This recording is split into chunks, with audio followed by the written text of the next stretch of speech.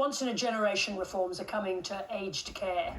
The biggest change, anyone receiving at-home care will have to pay for services deemed non-clinical, so help with things like showering, cooking and cleaning. And Connolly reports.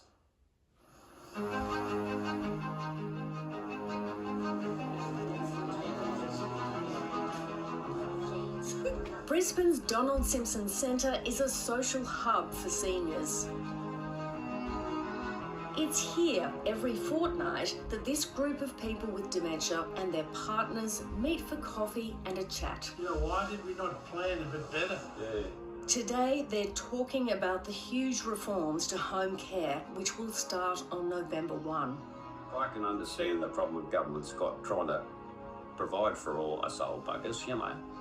The change that most concerns them is the co-payment scheme, which means they'll have to fork out more in their final years than they could have ever expected. Apart from our pensions, the government doesn't do anything more than that. So, you know, so if we need to have some help in the home, I feel we're entitled to it. I think I've contributed a hell of a lot in taxes and that over the years, so I think it's a bit unfair. Doug Taylor organised today's meeting. He cares for his wife Eileen, who has dementia. When he gets home, he finds she's had a fall. Let me have a look at that head of yours. Doesn't feel as sore anymore. No, so maybe we don't have to take you to the hospital then. Yay! Because Eileen has a home care package, she and everyone else already in the system won't be subject to co-payments. But Doug, who's waiting to be assessed for care, will. Well, I also have good days and bad days. 2 years ago, I was diagnosed with prostate cancer. In the last year, my health has deteriorated even more. Coffee all right? Good. Yeah. The couple get by on a part pension and some savings, but under the new rules, Doug may have to pay up to 80% of some of his fees. Best cappuccino I've had today.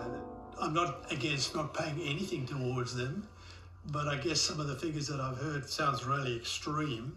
So whatever savings you might have is not going to last very long.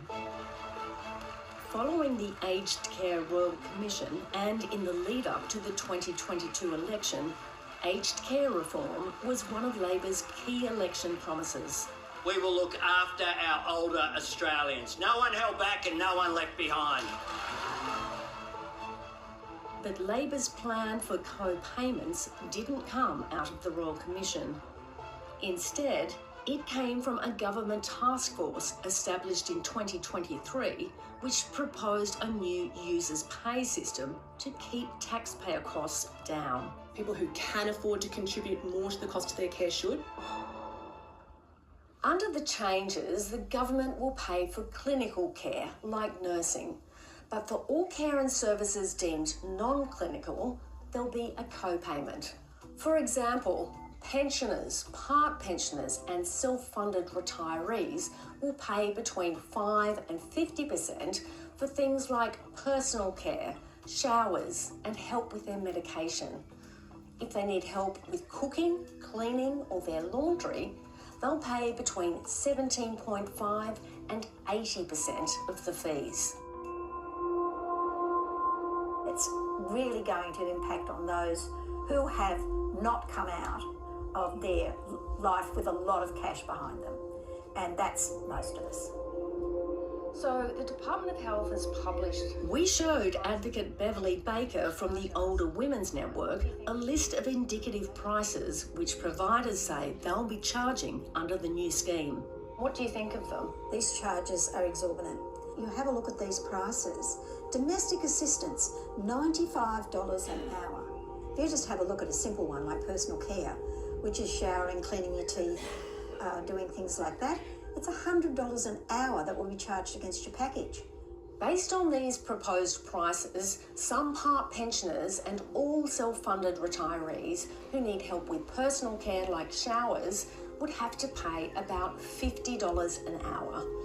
If they needed help with cleaning, cooking or their laundry, they'd be up for $76 an hour. Advocates say it could cause some people to drop basic care like showers, putting their health at risk. A shower is essential hygienic care. It is a health issue. If you are not showering regularly, you are at risk of infection, of a whole raft of issues around bodily health. And to charge and to ask people to choose between that and food is really an obscenity. If you look at the big picture, we're staring down the barrel of a silver tsunami in Australia. Over the next 20 years, the number of people aged 65 years and older is set to double.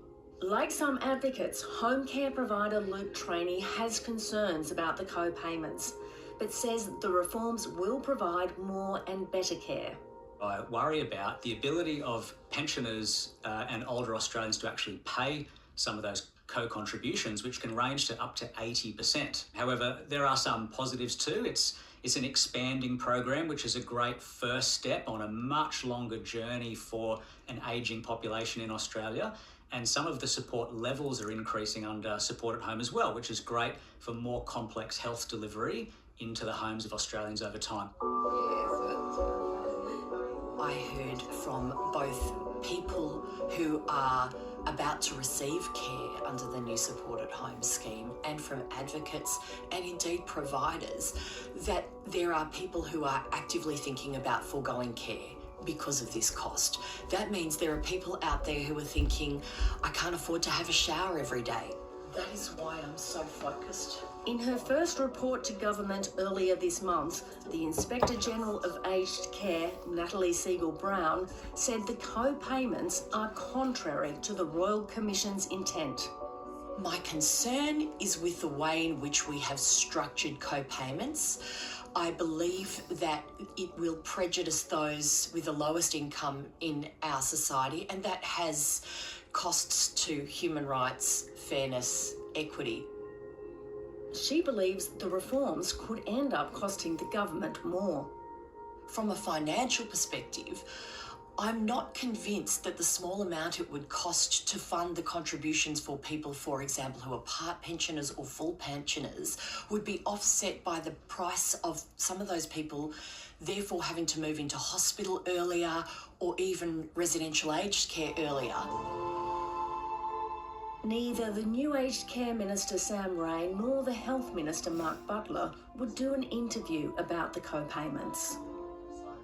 Minister Ray didn't respond to any of our written questions, but provided a statement saying there'll be financial hardship assistance and the government will monitor the impact and equity of the system.